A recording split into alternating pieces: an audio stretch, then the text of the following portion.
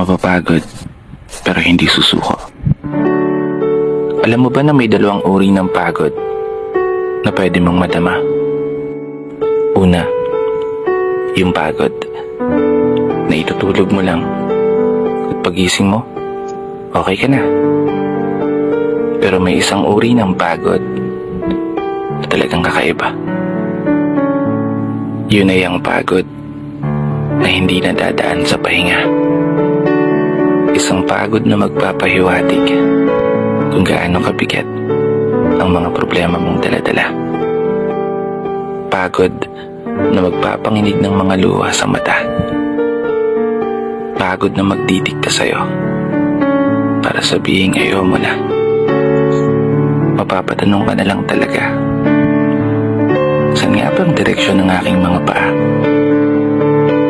Mga paang tila pagod na sa kakahakbang.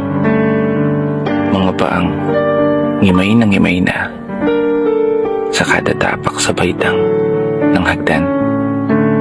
Isang hagdan na magdadala sa akin patungo sa isang palapag na pinapangarap ko.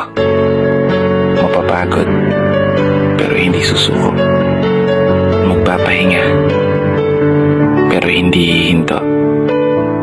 Para sa pamilya at para sa pangarap, palaging pipiliin na magpatuloy. Kasi alam mo, kung ang pagod ay kapalit ng magandang kinabukasan, wala kang dahilan para sukuan ng pagod. Wala kang dahilan para hindi ka bumangon. Wala kang dahilan para tuluyang magpalamon sa pagod na magbibigay sa iyo ng mga hamon at pagsubok na susukat sa iyong katatagan at kagustuhang makaahon, kagustuhang umasenso at kagustuhang magtagumpay at tuluyang makamtan yung magandang buhay na gusto mong mapasakamay.